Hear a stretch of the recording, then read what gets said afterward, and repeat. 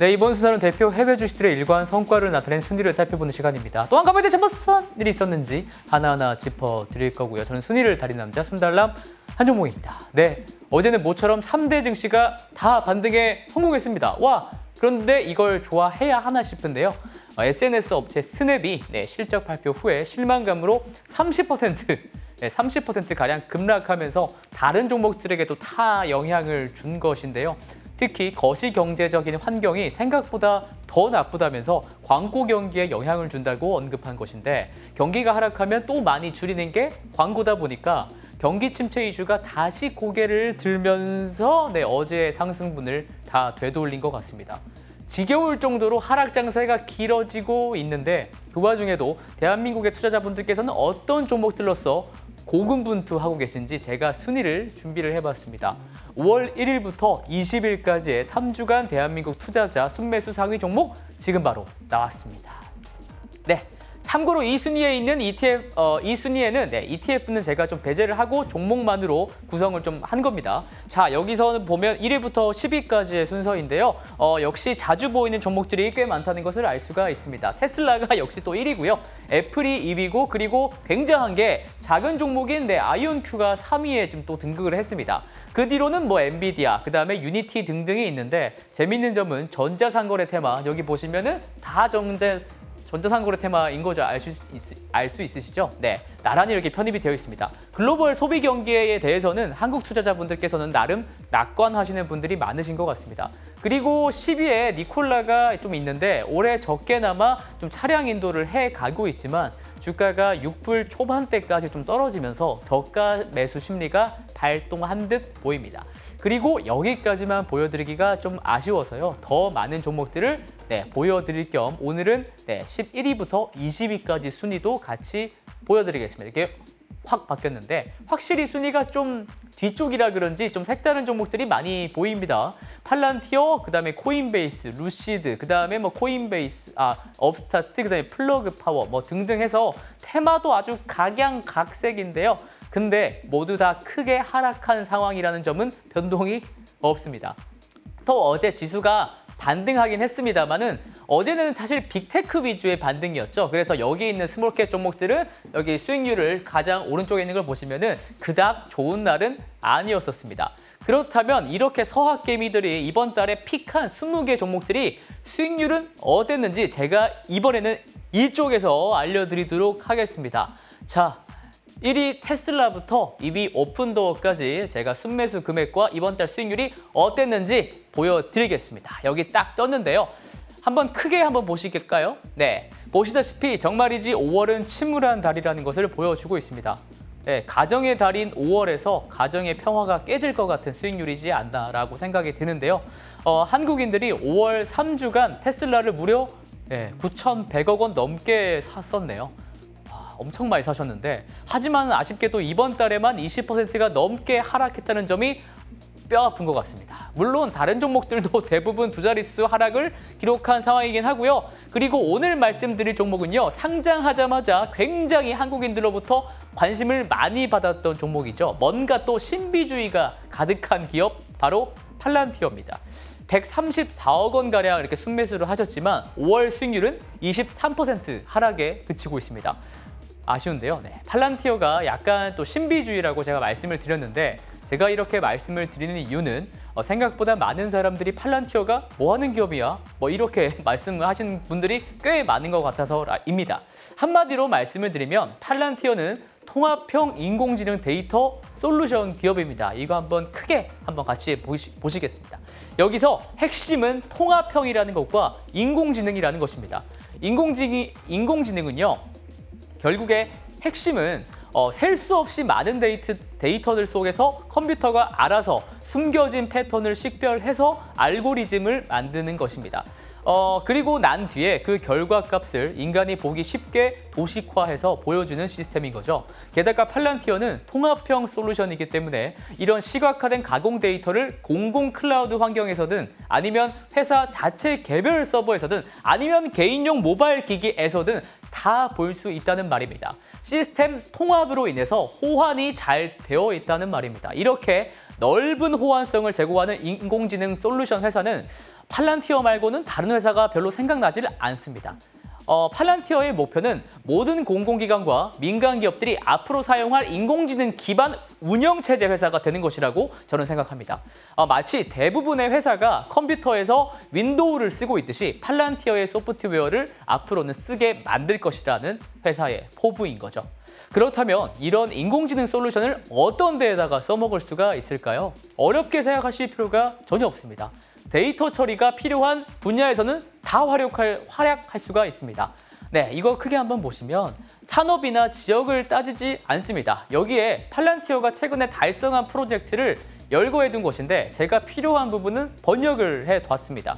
비행기 기체 제조 기업인 에어버스에서 기체를 생산할 때 생산 병목 현상이 있었는데 팔란티어의 데이터 분석 솔루션을 통해서 극복하고 있다고 하고요.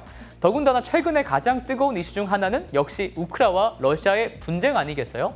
우크라이나 난민들의 피난을 위해서 또 러시아의 자금 세탁 행위 추적을 위해서 팔란티어의 기술이 동원되었다고 합니다.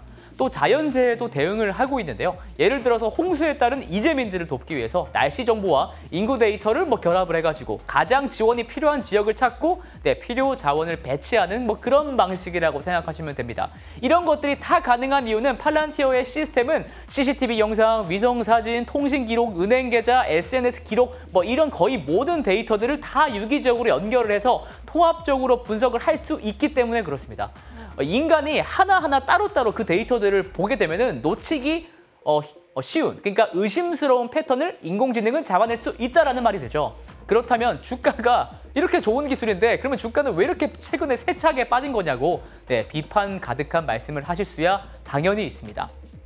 제일 영향을 끼친 것은요, 결국 고금리 시장 환경이었고요. 그리고 그 약한 심리를 악화시킨 것은 바로 지난 1분기 실적 내용이었습니다. 1분기 실적에서 매출은 그런대로 컨센서스를 충족하긴 했지만 문제는 바로 앞으로의 전망이었습니다. 즉 2분기 가이던스인데요. 2분기 매출은 예상보다 못할 것이고 연간 성장률이 30%를 하회할 것이다라는 전망에 투자자들은 여지없이 실망감을 표출한 것입니다. 영업이익률도 20%로서 뚝 떨어질 거라는 점도 걱정거리였고요.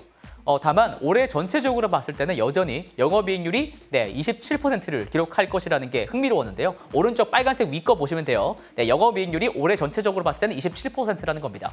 이렇게 되면 하반기에는 마진율이 크게 오를 거라는 얘기니까 좀 흥미로워요. 왜냐하면 이번 2분기는 20%인데 올해 연간으로 쳤을 때는 27%라니 말이니까요. 또한 향후 3년 동안 연간 30% 이상씩 성장할 것이라고 자신 있게 CEO가 발언했다는 점에서 기대를 걸게 만드는 상황입니다. 하지만 CEO의 30%라는 장기 성장 포부를 투자자들은 거짓말하지 마 이렇게 믿지 못하고 있습니다. 이것은 분기별 매출액과 연간 성장률을 나타낸 그래프에서 알 수가 있을 것 같습니다. 이거 그래프 한번 같이 보시면 여기서 빨간색 선 그래프가요. 꺾은 선 그래프가 성장률인데요. 대체적으로 2년 동안 쭉 하락 추세인 것을 알 수가 있죠. 2분기에는 30%도 지금 가이던스로 봤을 때는 깨진다고 하니까 우려할 만한 상황이라는 겁니다. 그렇다면은 여기서 끝내면 순달람이 아니죠. 실적의 내용을 좀 더 디테일하게 봐야 우리는 그 속사정을 속속히 알 수가 있습니다. 팔란티어는 소프트웨어와 클라우드 시스템을 판매하는 회사입니다. 그리고 원래는 FBI나 NSA 같은 국가 첩보기관, 군대를 대상으로 영업을 해왔던 곳입니다. 그 말인즉 이제 앞으로는 민간에서의 고객 숫자를 늘리는 게 중요하다라는 말입니다. 민간 상업용 고객 숫자가 확보되어야 수주 안정성이 확보되고 이게 상승 촉매제로 작용할 것이기 때문입니다. 여기서 왼쪽 그래프를 보시면 이게 고객 숫자가 얼마나 늘어나는지 증가폭을 나타낸 건데요. 분기마다 이렇게 늘어난 것을 제가 빨간색으로 적어놨어요. 10명, 20명, 34명, 34명, 이번에 분기에 40명 늘어났죠. 저번 분기보다 이번 분기에는 40곳이나 늘었습니다. 민간 영역의 고객 숫자 확보가 이전보다 빠르게 매 분기 늘어난다는 점은 긍정적이다라고 할 수 있습니다. 그리고 오른쪽 그래프는 부문별 매출 추이인데요. 회색 막대가 국방부와 같은 공공기관에 파는 매출이고요. 주황색이 민간 부분입니다. 여기서 2020년과 2021년에 공공 부분 매출이 특히 엄청 뛰었는데 회색깔 갑자기 높아지죠. 이때는 미 육군으로부터 1조 원 규모의 대형 계약이 있었기 때문입니다. 그러니까 요 몇 년간은 매출 성장률이 줄어드는 것처럼 보이는 이유에는 이런 내용이 숨어 있다라는 겁니다. 2020년과 2021년에 너무 이게 공공 부문 매출이 확 올라갔다 보니까 매출 성장률이 기저효과로 좀 떨어질 수 있다는 말이죠. 네, 그래도 성장률이 떨어진 거는 떨어진 거 아니냐라고 반문하실 수가 있는데요. 네, 지당하신 말씀입니다. 하지만 이제부터는 민간 영역이 성장의 핵심으로 자리매김하지 않을까 저는 생각합니다. 공공 부분에서의 큼직큼직한 수주 계약으로 매출이 크게 영향을 받아왔다면 네, 이제는 민간 영역에서 차곡차곡 성장한 것이 쌓여가면서 매출 성장의 안정판 역할을 할 것 같다라는 생각입니다. 실제로 여기 이 표를 같이 한번 보시면요. 정부 부분의 매출 성장률은 이렇게 파란색으로 제가 해놨는데 점점 줄어들고 있다는 걸 알 수가 있죠. 네, 하지만 오히려 민간 영역의 매출 성장률을 빨간 걸 보시면 되듯이 빠르게 늘어나고 있습니다. 더군다나 미국 민간 기업들이 팔란티어의 시스템을 찾는 속도는 그만큼 더욱더 빨라졌다는 것을 알 수가 있습니다. 136% 이렇게 늘었잖아요. 공공사업보다 민간사업 비중이 커진다는 말은 주가에는 분명히 긍정적인 요소다라고 할 수 있습니다. 매출의 지속 확대 가능성이 커졌기 때문이죠. 매출이 앞으로 지속적으로 늘 수 있느냐를 평가를 해봤을 때 매우 중요한 지표는 바로 이 두 가지입니다. 여기서 보여드릴 텐데요. 계약을 얼마나 많이 성사시켰느냐, 그리고 지금 남아있는 수주 잔고가 얼마나 되느냐입니다. 왼쪽 그래프가 이제 이번 분기에 성사된 계약 건수인데요. 작년 1분기부터 올해 1분기에 무려 2.5배 넘게 상승했다는 것을 알 수 있었습니다.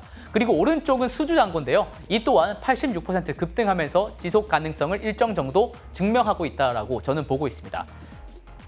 자, 그리고 이번에는 좀 더 큰 그림을 말씀을 드리기 위해서 이쪽으로 한번 이동을 해보겠습니다. 지금 지구촌 상황을 보면 사실상 냉전 상황이라는 것이 명백해 보입니다. 미국과 중국은 뭐 서로 사실 총만 안 쏘고 있다 뿐이지 서로 으르렁 대고 있고요. 네, 러시아와 서방 국가의 대립은 계속해서 격렬해지고 있습니다. 그리고 러시아를 고립시키려고 하는 미국과 영국의 전략이 뭐 중동이나 남미 국가들 그리고 인도에게는 먹혀 들어가고 있지 않습니다. 네, 이런 서방 국가를 따라가지 않고 있다는 말이에요. 이것은 미국 중심의 단극 체제가 아니라 다극 체제로 변화할 것임을 내포하는 중대한 외교 사건입니다. 냉전 상황 속에서 기존처럼 전투기를 전투기 저렇게 나오고 있는데 전투기를 띄우고 미사일을 쏘고 하는 것보다는 더욱더 치명적인 무기는 바로 저기 오른쪽에 있듯이 인공지능과 빅데이터가 되지 않을까라고 저는 생각합니다. 이제 사람이 싸우는 게 아니라 온라인상에서 치고 박는 데이터 싸움으로 전개될 것이기 때문입니다. 그러니까 반도체가 마치 이전의 석유처럼 각 국가들의 전략 물자가 된 이유가 바로 여기에 있습니다. 저의 주장은 미국의 국가안전보장회의에서 발언했던 내용으로도 증명을 할 수가 있습니다. 이번에는 또 다시 이쪽으로 가시죠. 2018년에 설립된 미국 인공지능 국가안전보장회의는 최종 보고서를 백악관에 제출하면서 이런 말을 했습니다. 국가 안보를 위해서는 AI를 사용해서 기술 경쟁에서 승리해야 된다고 말이죠. 그런데 여기서 맹점은요. AI 기술을 국가 안보에 사용하려고 할 때 미국 정부 혼자서는 할 수 없다라고 언급한 부분입니다. 그 말인 즉슨 민간 기업들의 참여를 독려하는 것인데 저는 여기서 팔란티어가 AI 파트너로서 자리할 가능성이 매우 높다고 생각합니다. 아까 제가 팔란티어가 통합형 인공지능 데이터 솔루션이라고 말씀드린 것이 기억이 나시는지요? 이렇게 통합형으로 방위 시스템을 제공할 수 있는 곳은 몇 군데 없습니다. 전통적인 기업들 중에서는 록히드 마틴이나 레이시온 정도가 있어요. 게다가 팔란티어는 이미 2020년에 입찰 경쟁에서 레이시온을 이긴 적도 있습니다. 팔란티어 고객 중 가장 큰 고객은 미국 국방부인데요. 이미 각 부처와의 납품 히스토리가 팔란티어는 갖고 있기 때문에 이런 파트너가 되는 게 더욱더 수월할 것이라고 저는 생각을 합니다. 그리고 이 이야기에 좀 더 확장을 해서 말씀을 드리면 앞으로는 데이터라는 게 우주로부터 얻게 되는 위성 데이터가 또 중요 역할을 할 것이라고 생각을 합니다. 러시아가 우크라이나에서 가장 고전했던 요인 중에 하나를 꼽히는 게 바로 스페이스X의 스타링크였죠. 일론 머스크가 우크라이나한테 스타링크 저궤도 위성 주지 않았었습니까? 그만큼 위성이라는 게 앞으로의 냉전 상황에서 더욱이 중요 역할을 할 수밖에 없다라고 봅니다. 그런데 위성만 있어서는 활용도가 그렇게 많지 않을 수 있습니다. 위성으로부터 받은 이미지 데이터, 그리고 위치 데이터, 뭐 이런 수많은 데이터들을 하늘에서 추출한 다음에 인공지능을 통해서 의미 있는 형태로 지상 현장에 있는 사용자들한테 제공을 해야 됩니다. 그리고 팔란티어는 이번 우크라이나 분쟁에서 이런 기술을 실제로 증명해냈다고 합니다. 실제로 팔란티어는 메타 콘스텔레이션이라는 프로그램을 출시를 하면서 러시아의 군사활동을 보고 우크라이나 침공이 곧 발생할 것임을 이미 직접 목격했다고 합니다. 실제로 이런 기술력 덕분에 트럼프가 몇 년 전에 만들었던 우주군으로부터 1년도 안 되는 기간 만에 1조 원의 매출을 올렸습니다. 그리고 제 생각에는 앞으로 이런 매출이 더 빠르게 늘어날 것 같다고 생각합니다. 종합하면은 민간 영역에서의 성장은 꾸준히 잘 나오고 있지만 이런 국가 차원의 매출 성장도 기회가 어마무시하게 있다라는 말이 됩니다. 물론 이것은 장기적으로 봐야 하는 문제이겠죠. 자, 이제 팔란티어가 주가가 많이 내리긴 했는데 그러면 밸류에이션은 어느 정도 됐는지 어떻게 이 기업의 주가를 지금 바라봐야 되는지에 대한 측면에서 좀 이야기를 마지막으로 이어나가 보겠습니다. 팔란티어를 바라볼 때 저는 두 가지 시각이 있었다라고 생각을 합니다. IT 컨설팅 회사다, 아니다, 소프트웨어 회사다, 이렇게 두 가지로 말이죠. 물론 저는 오늘 말씀드린 내용대로 컨설팅 기업은 아니라 소프트웨어 기업임이 분명하다고 생각합니다. 엑센추어나 IBM 같이 컨설팅 기업들은 전문가들이 고객사들한테 직접 고객사 회사에 가가지고 배치가 된 다음에 영업을 하고 시스템을 구축하고 해야 되기 때문에 매출이 느는 만큼 인건비도 같이 늘어날 수밖에 없습니다. 그런데 소프트웨어 회사들은 우수한 소프트웨어 하나를 잘 판 다음에 엔지니어가 원격으로 서비스를 관리할 수 있기 때문에 더 적은 인력만 가지고도 되죠. 그래서 소프트웨어 업종이 컨설팅 업종보다 밸류에이션을 훨씬 더 후하게 쳐서 봤습니다. 팔란티어는 최근 판관비와 같은 판매비 관리비, 판관비와 같은 영업비용이 몇 년간 감소 추세에 있었기 때문에 소프트웨어 회사라고 보는 시각이 더 맞는 것 같습니다. 그렇다면 소프트웨어 회사들과 함께 밸류에이션을 여기서 비교를 해보도록 하겠습니다. 네, 이거 힘들게 만든 건데 크게 한번 봐주시면 좋겠네요. 여기서 X축이 구독 순 유지율을 뜻하는 거고요. Y축이 EV 세일즈, 밸류에이션 지표입니다. 구독 순 유지율은 소프트웨어를 이용하는 기존 고객들이 돈을 얼마나 더 지불했느냐 그걸 뜻하는 건데요. 그러니까 높을수록 고객들의 재구매율이 높다라는 말로 해석할 수가 있습니다. 높을수록 좋은 거예요. 보통 소프트웨어 업계에서는 이 지표가 120%가 넘어가면 우수한 회사라고 분류를 하는데요. 팔란티어는 지난 1분기에 124%를 달성했습니다. 이것은 소프트웨어 기업들 중에서도 꽤 준수한 수준이라는 걸 뜻합니다. 게다가 팔란티어는 EV 세일즈, 이런 밸류에이션 지표가 이제 5.5배 정도밖에 안 합니다. 그만큼 많이 떨어진 상태예요. 한창 높았을 때는 이게 30배까지 간 적도 있었거든요. 그러니까 산술적으로 밸류에이션이 6분의 1 수준까지 싸졌다라는 말과 같습니다. 물론 그때와 지금이 증시 상황이 너무 다르긴 하지만 매크로 환경에 너무 많은 영향을 받는 거 아닌가? 너무 떨어진 거 아닌가라고 생각하게 됩니다. 팔란티아를 포함해서 많은 종목들에 대한 공포 심리가 지배하고 있는 요즘인데 우린 너무 패배감에 빠지지만 말고요. 어떤 종목을 매수했을 당시에 그 근거들이 여전히 그 기업이 잘 지켜내고 있는지를 지금쯤 잘 살펴보시기를 부탁을 드리겠습니다. 그러면 저는 또 다음 주에 더욱더 알찬 내용과 주식들로 열심히 달려보도록 하겠습니다. 이상 순달람이었습니다. 호이!